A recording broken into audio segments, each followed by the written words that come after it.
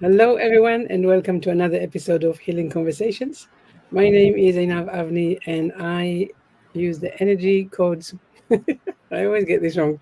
I use the energy healing modalities of emotion code, body code, and belief code combined with alignment coaching to help people suffering from chronic pain, chronic illnesses, or unexplained medical conditions to heal or reduce the symptoms. This podcast is all about giving hope and spreading the word of natural alternative healing. And of course, in this podcast, I always like to bring people with fascinating stories and experiences to share the messages that needs to be heard. So let's get started. Today in the studio with me, Jenn Fredricks. Jenn, so lovely to have you here. Welcome. Thank you so much. So let's get started. Tell us something about you. Well, I actually got started in coaching and personal resilience practitionering when I was introduced to emotion code, funnily enough. So I loved hearing that that's one of the modalities that you use. So I was really in a place of burnout after beginning to care for my daughter who has a life-threatening chronic illness that's being managed very well. But it was one of those moments in time where I knew I couldn't do it that way anymore. And at the same time, there had been some low energy in the house and just uncomfortableness. And so I actually had an energy dowser come to the home. And at the end of that session, he mentioned that he is an emotion code practitioner. And he gave me a quick 30-minute rundown of what that was, and I was amazed. And so I booked more appointments, and the person that I booked with also did coaching. And 4 or 5 months later, I started my life coach certification. So I am a personal resilience practitioner. I'm a prosilience coach, which stands for proactive resilience. And I've been life coaching for 7 years. Amazing. So tell me who do you work with and what does that look like? What does that look like? Sure. Well, so as I mentioned, for the past 7 years, I've been doing some general life coaching, personal development, professional development, working with organizations and facilitating workshops with the company that I contracted with. And at the beginning of the year, I said, it's time to step into my purpose, which is to work with caregivers and patients and to help them realize that they don't need to wait until things are better to live better. I decided to go this route because I've been managing my own chronic illness for 3 decades, and then coming up on almost 10 years helping my daughter manage hers, and interacting with people and seeing how much caring for yourself and or others on this marathon really can drain you. And we're not here on earth to live a drained life. I believe we're here on earth to live a joyful and easeful life. And we can find our own ways that resonate with us in order to do that. So I stepped into, I guess they say, your pain and your passion becomes your purpose, or the other way around. I'm not sure, but I decided to do that in January. So I work with, like I said, caregivers and patients to repair and prevent burnout. I think it's incredible, to hear you say that, because in the way that I work with people, and there's so much, there's of course there's the time leading to the diagnosis. There's always a diagnosis, and or even worse, there is no diagnosis, and people really don't know what is wrong with them, or they don't know where to channel what they're feeling. Mm-hmm. But then once they get the diagnosis, it's like, and now what? And now it really feels like the whole trajectory is changed, and now they have to manage it, and to kind of make do and find solutions. And actually what you're saying is, hang on, yes, there is all of that conversation, but you don't have, like you say, you don't have to wait for everything to be better. There's things that you can do before. You're going to tell us about this in a minute.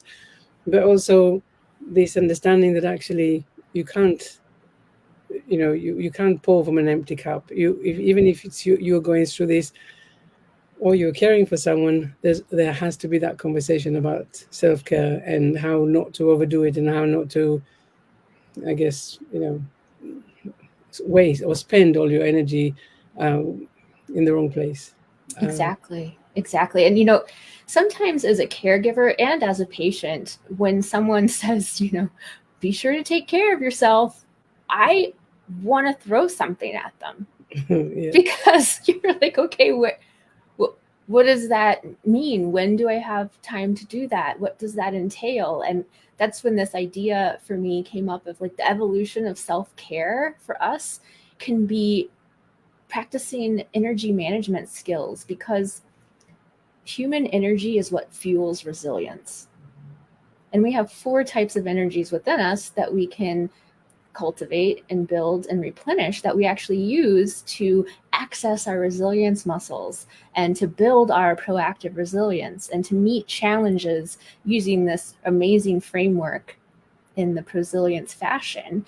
And one of the building blocks of prosilience, or building your resilience, is managing energy. And so that's usually where I start with people, is helping them understand how to be aware of where their physical, mental, emotional, and spiritual energy is, and how they can start to repair it and build it and fill the tank for these challenges that we know will come up in the marathon. So like, that the whole resilience thing is, you fall down and then you bounce back.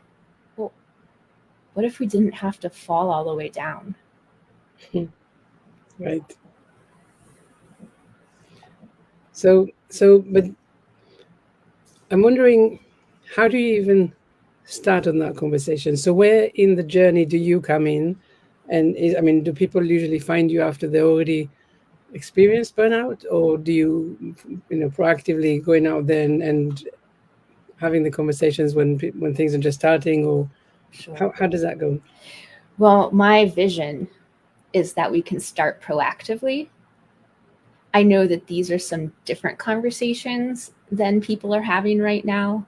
Most of the time, when we have a pain point or we're suffering, that's when we start looking for help, because a lot of times we don't know what we need until we're in that place of depletion.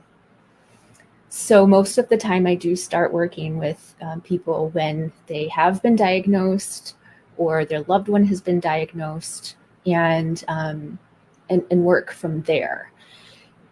Again, like I said, my vision is that we can start to have these conversations more proactively and like right at diagnosis, or let's just start even talking about it without a diagnosis. How do we build our resilience? That's a good question. That's a good point. I'm sure we can all use more, resilience in our lives anyway, not only when we have diagnosis or when we're not feeling so well.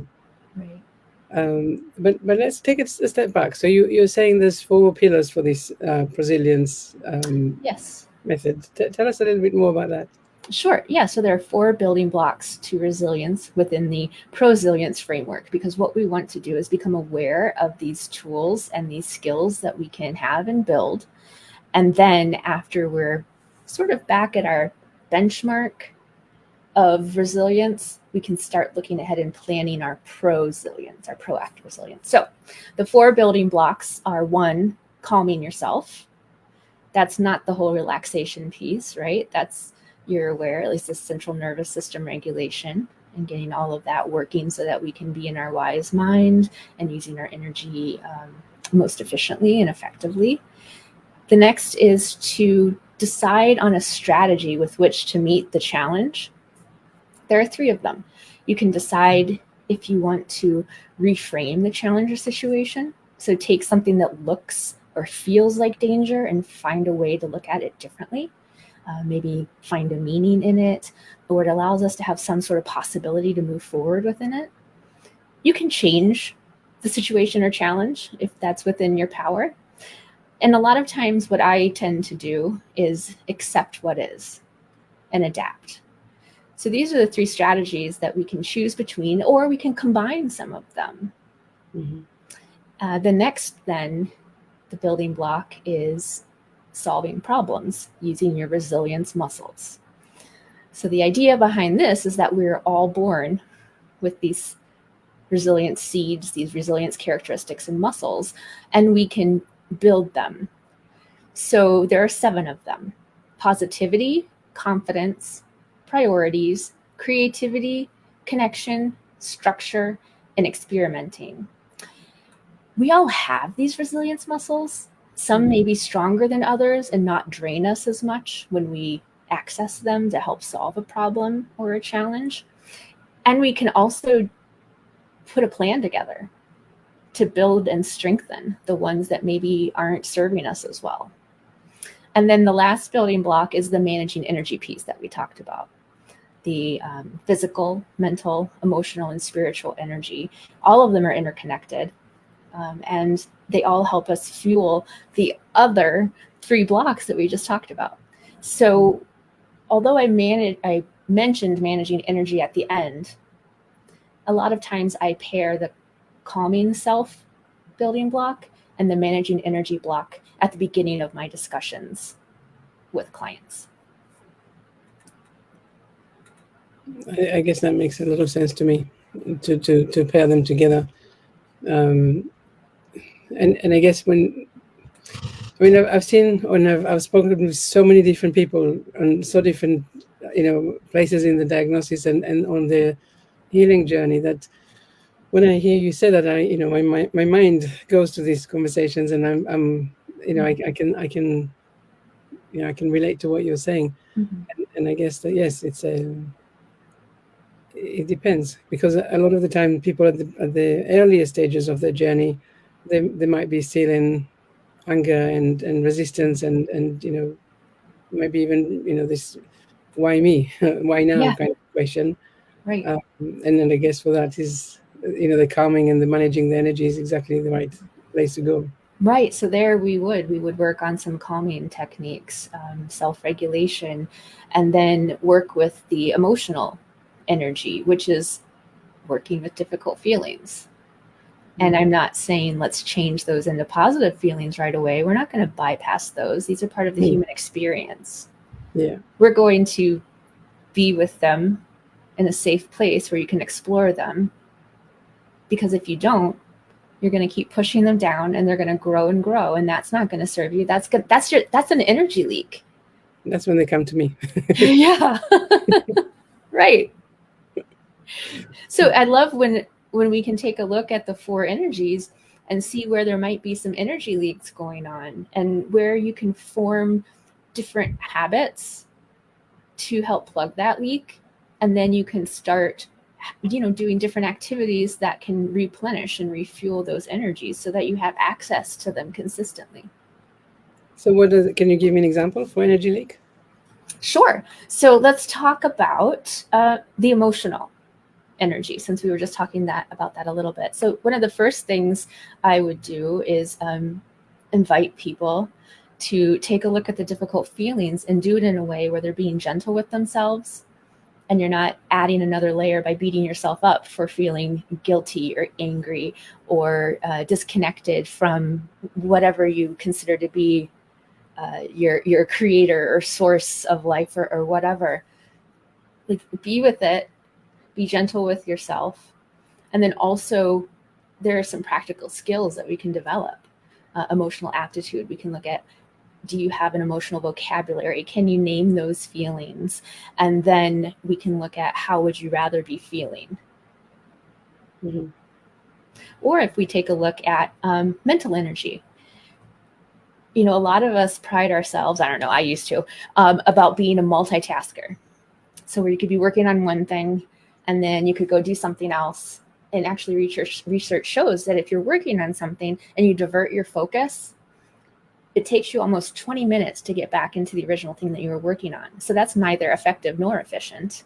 And it actually drains your mental energy because you're doing extra to come back. So one of the things I recommend for people to plug the energy leak in mental energy is to focus. Build your focusing skills.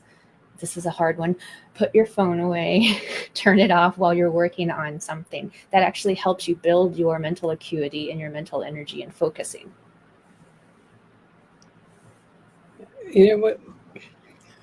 One thing that you said earlier, I guess I just want to go back to that because it feels like it's it's a very important part of what you were saying, and that is to make this decision of how you're going to deal with all of this. Yeah. So kind of, creating a plan of action of sorts. Mm-hmm. And I know from my experience with people a lot of the time, this is one of the, in my opinion, one of the main energy leaks or draining points, because so often people don't feel that they are empowered enough to make decisions, to know how to move forward, how to get the help that they need, or so to me that feels like a really big point of that the help is probably really, really needed. Yeah, I agree. I think it's very important for us to feel empowered because we know ourselves the best. While there might be experts on specific diagnoses and treatments, we know what's going to serve us and what's not. So it may be difficult to tap into that, especially if you're in the place of why me and anger, which is fine. Let's feel that. But being able to calm yourself and really get into your own thoughts and then decide this is how I want to handle it, and try not to doubt yourself. So choose your strategy, stay with your strategy as long as it's serving you without wasting mental energy self-doubting and going back and forth. It's the whole putting the stake in the sand and moving forward with that until you know it's not the right path anymore, and then you can always change. Yeah. I mean, I agree. I definitely agree. I guess that one of the things that comes up a lot, I hear people talk about, is really that thing of, what path am I going? I'm going to go down it, and then not knowing, is that the best one, or is that going to help, and will I get the results that I want? And even worse, a lot of the people, by the time they come to me, they've tried so many different things.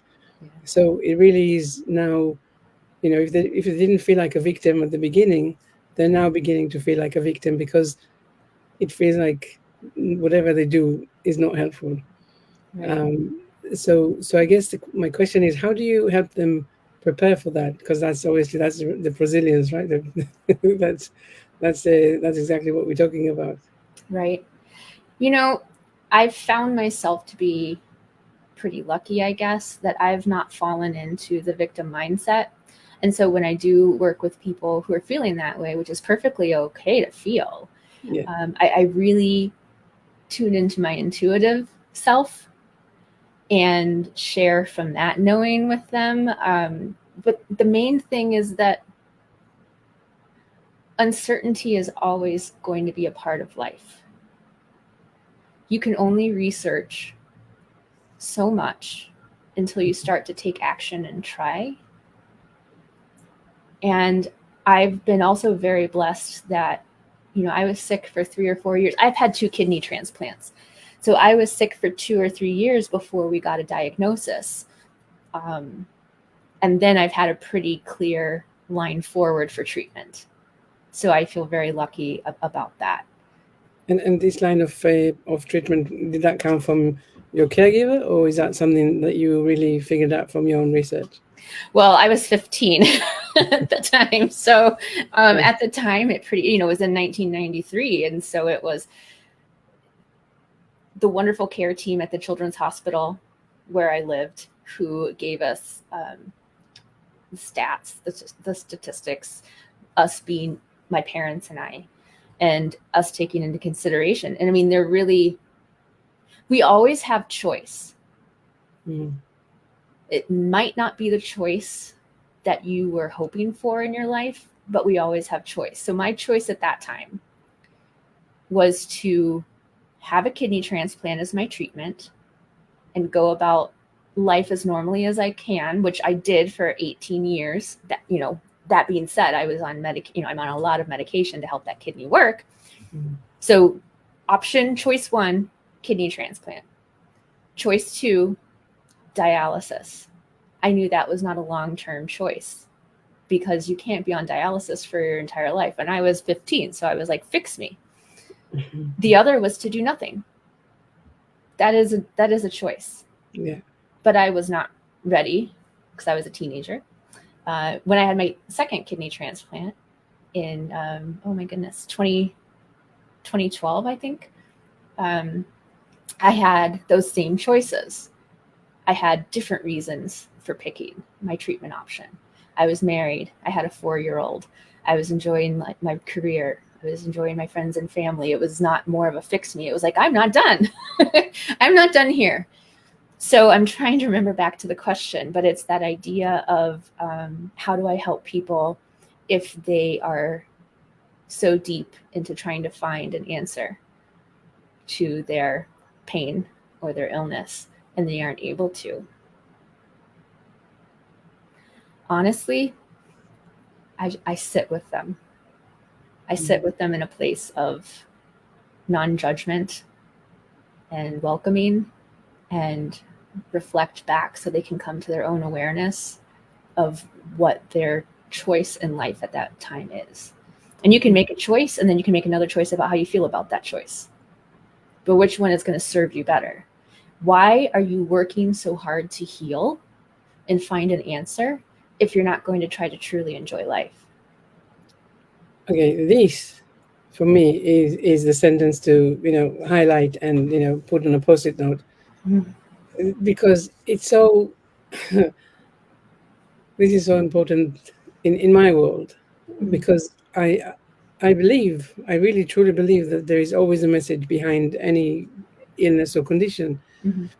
And a lot of the time it's where we live out of compromises, and we allow the stress and the fears to come through, and we don't see the choice, and we just one day after the next and the next and the next, and then when we get ill we're like, okay, I don't know what is that all about? And I do believe that what you're saying is right, that if we really need to change something so that when we heal, we have we are really on a new trajectory. We're no longer going back to the same kind of life. So we're not going back to the same behaviors that were not serving us, but actually having doing things more intentionally and more focused, and really choosing the things that works for us. And a lot of the time, if someone comes to me and they say, oh, I'm not, it's been 3 sessions and I don't see, I don't notice a change in my pain or discomfort, then I always know that there is a bigger conversation to have, which is actually, what are you going to do differently? What is it that you're not acknowledging yet? What is it that you are hiding behind? And really, are you just wanting to heal so that you can go back to exactly what you were doing before? Right, because it's a cycle then. You're going to end up exactly where you were before. So this is so interesting, because when I had emotion code sessions done, I loved them, right? I mean, there was one where I had an emotion released and I inaudibly sobbed for 2 minutes, and it wasn't even my emotion. It was my mom's. Yeah. And she was in the room with me when it happened. And so we both felt that healing. And I had heart wall work done and all of that. And then my thought came back to, because I'm not someone, maybe because of my experience, I'm not someone who says, okay, give me a pill that fixes it, and then I'm going to go back to doing what I did. I always want to try to do better. When I know better, I want to do better. So I asked the practitioner, and I said, this is wonderful. I feel so light. I got this way somehow. How do I prevent from, I don't know, building the heart wall back up again? I don't want to do that. I don't want to have to keep going back and having that work done, because I know there's other things that I can do to help move myself along in life. Not saying I'd never have emotion code done, right? But saying that let's not work on that same thing over and over again. And so that's where my coaching skills, once I was in certification, really helped me, I believe, learn to manage those things. So my heart wall didn't build back up. So I didn't have, stuck emotions again. And those are the things that I think have kept me feeling light, because I learned how to put in boundaries. I learned how to listen to my body. I learned how to be with difficult emotions and process them and not allow them to stay in my, awareness and body. Yeah, absolutely. And I just have to go down this rabbit hole. Yeah. Just mention briefly that the heart wall actually is actually quite clever, because right, the subconscious mind is saying, I need to protect you. Yes. So if the subconscious mind believes that the protection is needed, then emotions, the heart wall can come back, and it's okay, Okay. because it's doing a function. But I do definitely agree that when you understand, when you change how you do life, then there's no maybe so much need for the trapped emotions to Mm. to materialize, and you can, like you say, move past them and process them, and sit with the stress, and whatever emotions come up. um, but I think it's, actually saying that, a lot of us really don't know to recognize even that the emotions are coming up, and they definitely don't know, or we don't know, how to process them. Right. How do you help people with that? So one of the things that I say that I love and I repeat a lot is to practice the pause. Hmm. Slow down. Be very intentional and mindful in your living, especially when you feel yourself with maybe your shoulders up to your ears. Or I used to feel like this all of the time with my, like agitated inside and churning and churning. And when I learned to self regulate, calm my central nervous system, go into my parasympathetic, rest and digest, then I'm able to go into my wise mind and ask myself, why was I feeling that way? Do I want to feel that way? I don't want to feel that way. What can I do differently?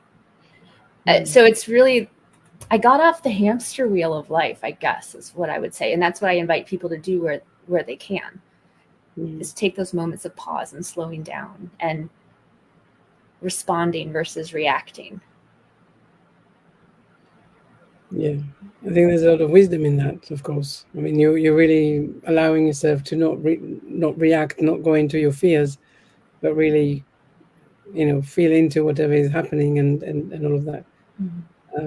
But I think it's definitely part of a very, it's really is a wider conversation of why are we so why is it so difficult for us to acknowledge emotion? Why is it so difficult for us to even recognize that we are going through stress?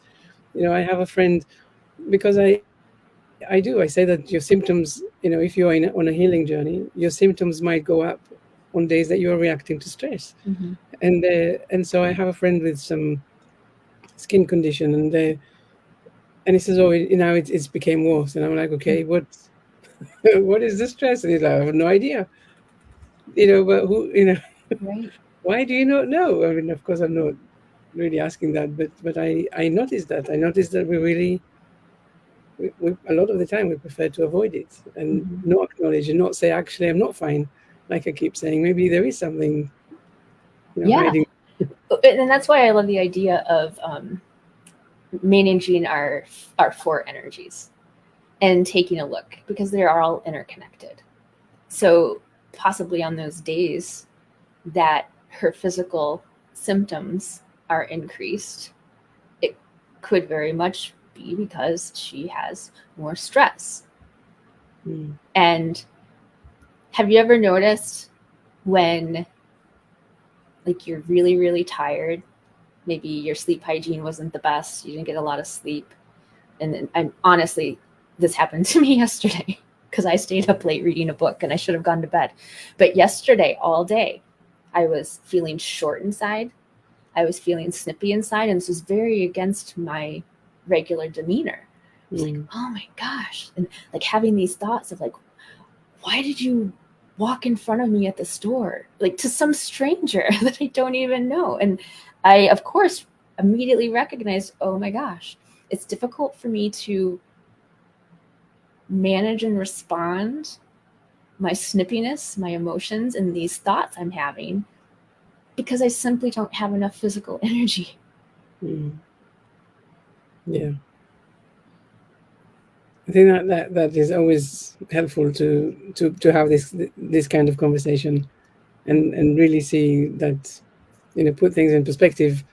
in a sense. Or also, if you have a very bad day, or maybe you have a lot of pain, and it's okay to, to feel whatever you need to Right. feel. You are using so much of your energy physically to try not to be in so much pain and suffering that your other energies are going to be depleted automatically. And those days, like let's say, so I do get like occipital neuralgia, like headaches and muscle pain and stuff. So let's say that I'm in bed all day with that because I can't open my eyes without pain. And you're having all of those thoughts of like, oh, I should be doing this, and making yourself feel bad, and you're beating yourself up. Like, why did I do so much the other day that now I'm having this pain now? I can't really do much physically. I am having a hard time managing my mental and emotional energy because my physical energy is so depleted and focused on some of that pain, which I try to divert by finding places in my body where I'm feeling ease.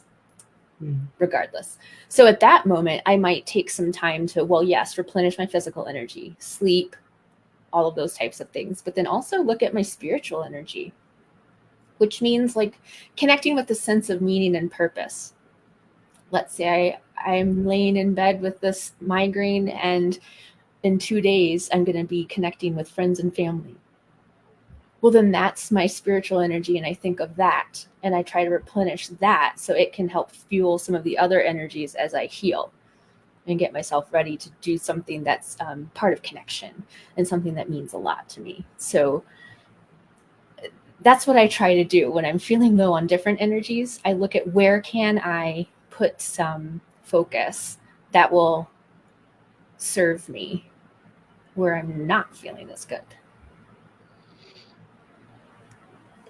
I think it's very easy for people, whenever they're suffering, to go down this down spiral of this is how I'm feeling. It's never going to get better. Yeah. Looking at the whole journey and really getting into this, self sorrow kind of mode. And that's okay if this is what you need to do. Right. But I think it is really very important to find a way of saying, okay, now I'm going to start changing my energy, start changing my focus point, because really, if you're going too far down this spiral, then it's so hard to come out of that. That's Let's take a look at our choice points, right? As we're going down that spiral, the further down we go, the more energy it's going to take to come back up. And so when we can stop it and hold ourselves there, it'll take less energy to get back to our normal self. Yeah. I actually like that very much. I think it's a very wise point to make. Instead of spiraling, let's pause it for a second and recalibrate and see where we are at. Well, and then it's interesting because I have some clients that it helps them, instead of stopping, like to explore the entire spiral before it's happening. And a question that I ask along the way is that true? So they might say something like, this headache that I have, this migraine, is gonna last forever. I even ask myself that, like when I'm on day 2 or 3, like, oh my gosh, I'm never gonna feel better. I'm like, is that true? Well, no, because like 6 months ago this happened, and 2 days later I was at a concert or whatever.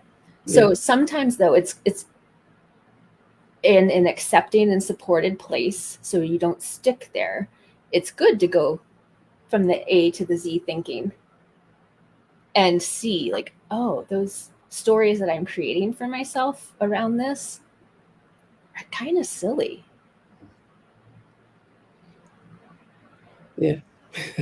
So am I really going to, so one time it was, I'm going to be late for work, and then something's going to happen, and then something else is going to happen, and then I'm going to end up without a job, and I'm going to drain my savings account, and then I'm going to end up living in my parents' basement forever. And okay, let's go there.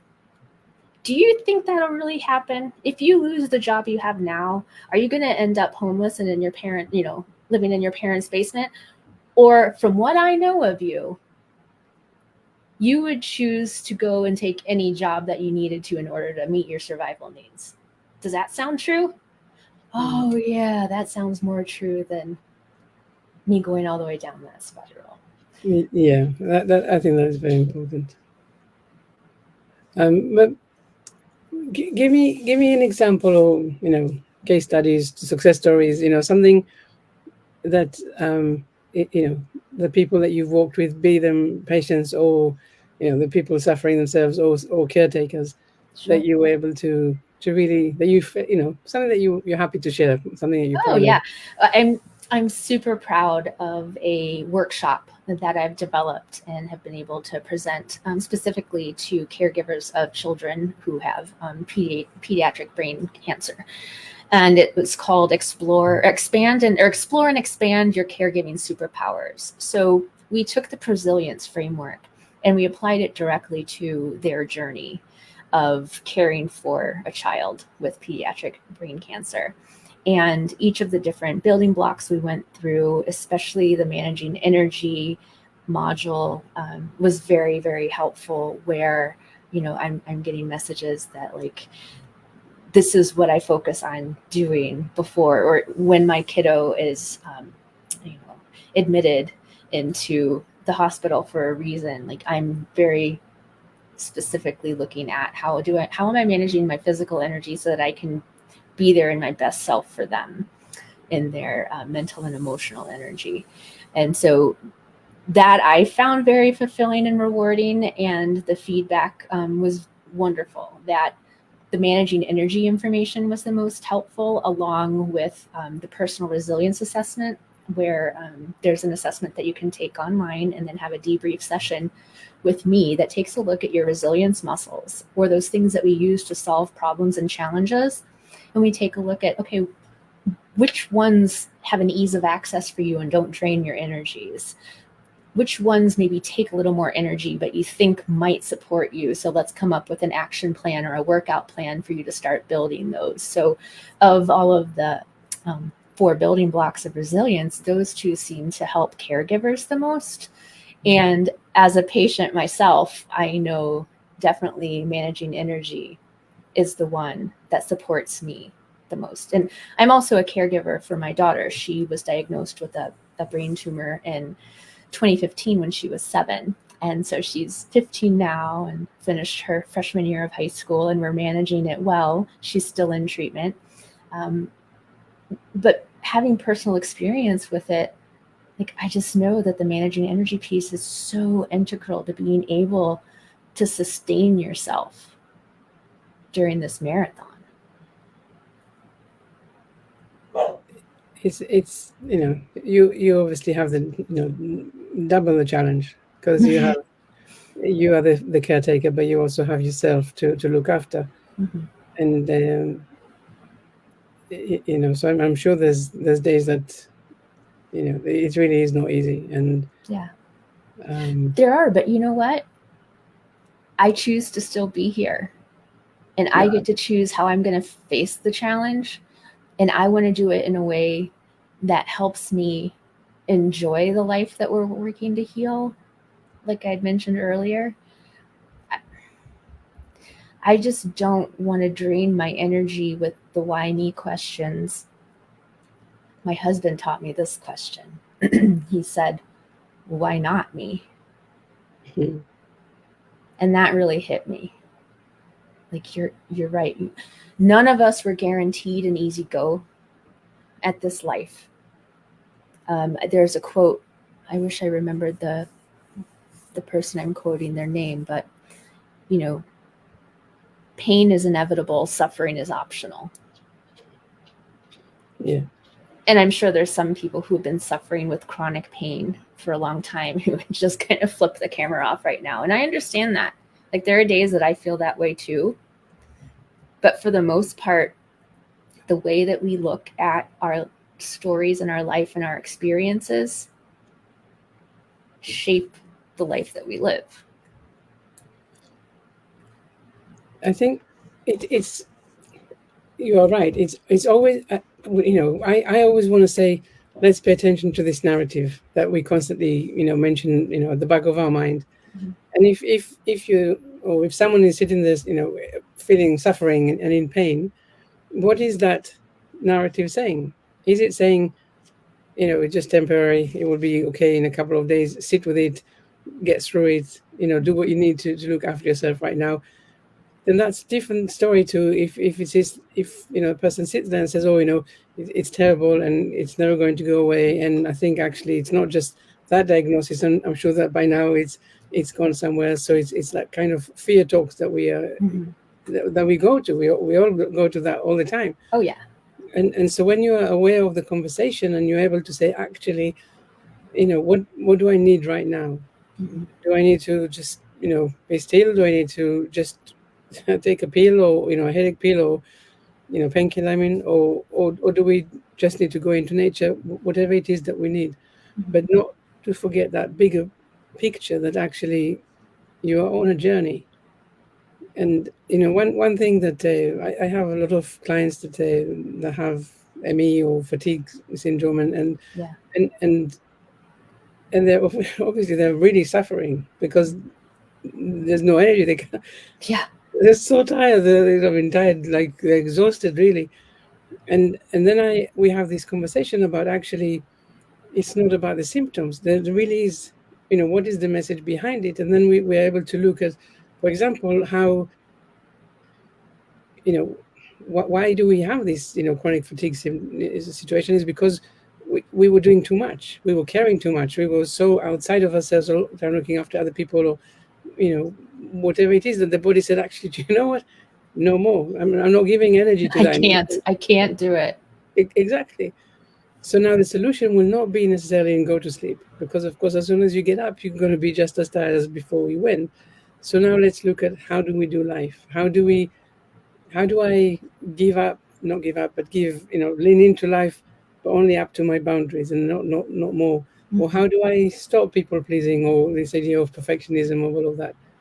And the results that they're sharing, it's incredible, because all of a sudden they're able to have a completely different conversation with themselves, and they don't go down that spiral of worry and fear, but actually saying, what is actually going on here? How am I showing up here to this, whatever it is that I'm feeling? Yeah. So it's fascinating for me. It's so empowering for them to be able to have these different conversations. Yeah. I love the point that you made about the fear and what's underlying and the uncertainty. And I don't know how I came about this awareness, but it's one that's really, really served me. And it's that thought that, actually, it's not just a thought, it's a deep knowing that fear is born of love. Is there a way for us to recognize the energy of fear, which is more of a negative energy and vibration, yet go straight to the love? So why are we fearing this? Well, it's because we care so much about this person, this life, this place. Is there a way for us to, like, again, I don't want to bypass it, recognize the fear, but go to the higher vibration of love and come from that place? Because when we can do that, we can fuel more of our energies too. It is interesting. I mean, I in my work, I all the time talk about the negative voice, the fears. That's so high up there in everything that I talk about. People say, if you woke up in the middle of the night and you need to talk about something for 30 minutes, that would be that. I can talk about it all the time. Yeah. And then I'm always also the first one to say that I'm giving the negative voice a bad name, because actually, when you feel the fear, you really do want to say, hang on, what scares me? Why am I so scared? And I love what you're saying about going back to the love, spectrum, and looking at it through that.